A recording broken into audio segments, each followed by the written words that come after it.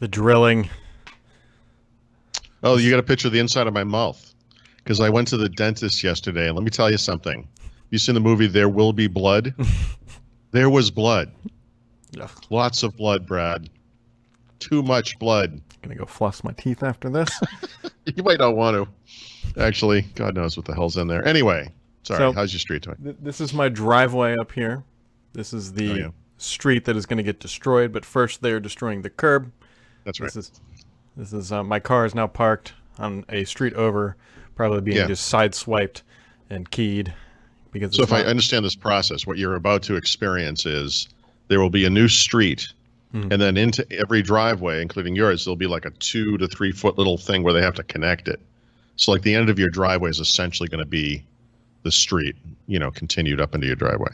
Kind of. So the street is asphalt and the curbs are concrete. So it's actually two different materials, and the curb is actually pretty. When this is all done, does your driveway? Oh, so you exit your driveway, and your driveway is asphalt, and then you're saying there's a strip of concrete? Yep.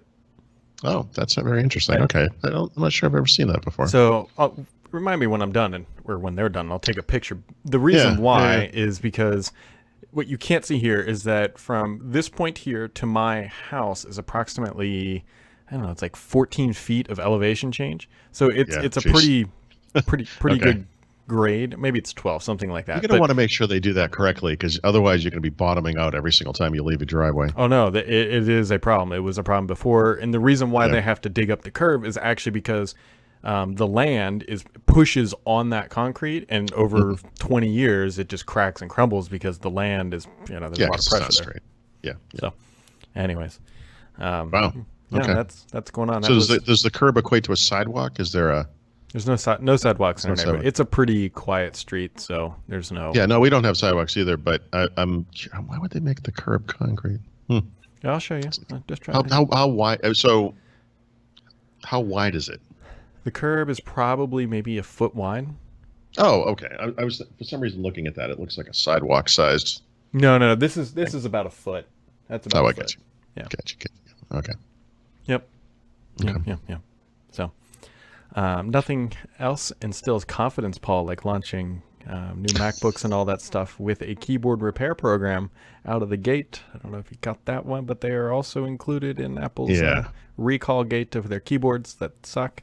So you can go buy a fancy new. Well, here's MacBook. My thing. Yeah. I bought a brand new MacBook Air at significant expense last year. And here they are 8 months later releasing a new version with a better screen. How's that for make less. you feel? Oh, for less money. How does that make me feel? Well, I'm going to destroy my MacBook Air and Air. That's how it makes me feel. No, I don't know. I mean, I wouldn't be surprised to see owners of these machines organize into a kind of a class action lawsuit. Like, you released a brand new product, you charge an exorbitant sum for it, and then you just replace it. Like, I mean, and we know they're going to replace it again because there's a version with a new keyboard coming. Yeah, one that works consistently. Yeah, I don't feel what's the word I'm looking for? Confident, good, positive. I don't know. Yeah. Anyway, so if you're holding out buying a MacBook Air, you can now do that. You can also get a MacBook Pro, the entry level with the Touch Bar, but not a touch screen. You probably also buy Paul's at a significant discount because let me tell you something. I don't feel very good about this. Yeah, that really does kind of bite into the Macs hold their value pretty well.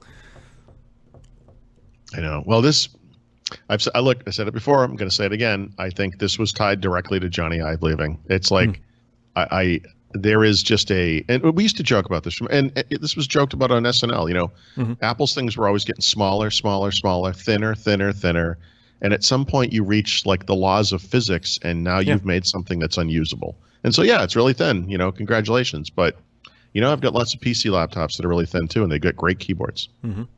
And that's bad design. It's just bad design. Yeah.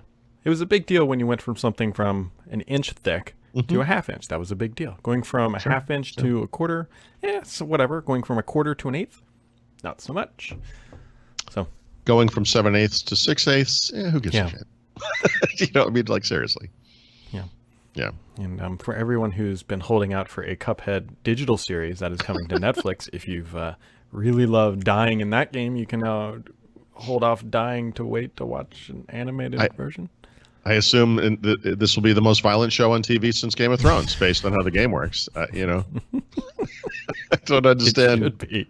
Right? I mean, the animated series should just be some guy sitting on the couch throwing his controller at the screen. That would be it. That's Cuphead. Yeah, right. So, good for them. They've turned that little game into quite the big deal. So Yeah. We'll see if it's last. I actually have a theory that most of Netflix's money that they spend on shows, I bet they spend a lot of money getting some of the bigger titles or whatever. But I bet most of the content watched on that service is probably kid shows. Yeah, that's definitely a big part of it.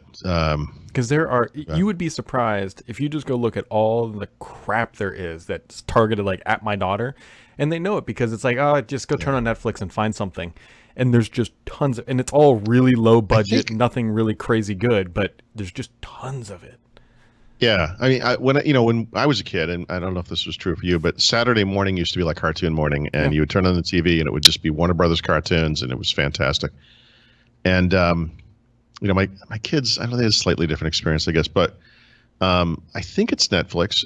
When you turn it on, when you first bring up the app, you get all your user accounts, and then there's one called Kids, know. And it's just I'm sure even a child, it's so easy, even a child could do it. Select the cute one at the end and sit back and enjoy yourself while you eat Cheerios or whatever. Well, it's pretty great because we have 3 profiles, my wife, me, and my daughter. And it's really easy to figure out which one's my daughter because it's the only one that is a unicorn, right? Mine's like a blue square, my wife's is like a red square, and then there's a unicorn. Sure. Because why not? But that's good for her because she understands exactly which one to use. And Saturday morning cartoons are still a thing. They're just now hand selected rather than. Yeah, it's just what's on, Yeah. Although, by the way, what was just on was fantastic. I don't know if we ever discussed this, but sometime within the past 10 years, I got up from the dinner table. I walked into the living room, turned on the TV, and I was clicking around. And on some cartoon channel or something, they were doing a marathon of like the Roadrunner, Bugs Bunny cartoons, the Warner Brothers stuff. And I was like, kids, get in here immediately. And I made them sit there for like 90 minutes and watch this. And to their credit, or maybe to the credit of these cartoons, they loved them. And they just are fantastic.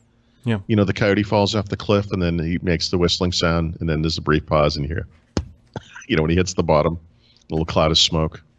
It's timeless. I was trying to change the background image while you were talking, and it is not working because... Yeah, that's because you're using Miracast. Because as always, it's... Actually, you can just put it on Netflix. Probably be better. What is it? Samsung here. It would certainly work. Because I was trying to pull up this very decorative piece of art that was announced for the British store opening. There's a new Microsoft store opening in London, and they came out. One of the design companies came up with this very, very British wallpaper-looking patterns for. I think those are cool looking, actually. I personally think they're terrible. But that's so the one on the right the right is kind of the tannish color one. You could almost picture that having like a classic Japanese design, and like now that I see that, I could imagine things like that are really attractive. But they are at least British. They're very British. They look like every wallpaper you see in Downton Abbey, and yes, that's right, right. Which you could probably stream on Netflix for all I know. I think this store is opening in. Actually, it's opening. Actually, it's opening like now. Yeah, in Oxford Circus, right? Yeah. Next to the Apple Store. Yeah, which, by the way, is one of those amazing ones. Tech from there. Yeah. So we still don't know where we're going on like our side trip for the home swap, and that was our first choice. For a little while, we were going to Germany. Yeah. And then my wife mentioned going to Rome, which because you got to go to the hottest possible place in the world. Yeah. Rome in July would be a little warm, all the concrete. Yeah, but we haven't booked anything, so we might just be staying home, making cocktails, and I don't know, sitting outside. I don't know. But I would have, if we go to London, I mean, I'll absolutely visit the store. I hope to. Yeah, well, that's nice. Yeah. Other things going on. I don't know. We got Inspire happening next week. We've got all that good Less stuff. than inspiring partner moves we discussed yesterday. We'll see how that shakes out. You got anything else for today, Mr. Bell? No, it's been super quiet today. Yeah. So no, I got the tech later today. I'm going to do some hardware stuff. Updating the book, all that stuff. Yeah, the normal stuff, I guess. Yeah. The only other thing worth pointing out is the Health of Tech that we recorded last month is now live, and if it's not live on Thurrott yet, it will be soon. It's definitely up on Petri and all those good sites. You can look at the tweets and all that if you really want to watch. It's about an hour long. I think it's pretty good. I want to reiterate that I was not threatening Mark Bernioff's life. Was it Mark Bernioff? No, Mark Bernioff. Yeah. Yeah. Salesforce Guy. Yeah. I was simply mentioning that nobody lives forever. Didn't mean anything violent. I don't know what I was talking about. Yep. Yep. So you can go watch that if you're bored and you want to see more of our faces and Mary Jo's for that matter. And that was actually at Shift Happens in Washington, D.C. To everybody else, that wraps it up for today. We should be back tomorrow, provided the people outside working don't cut down my utility pole. See you later.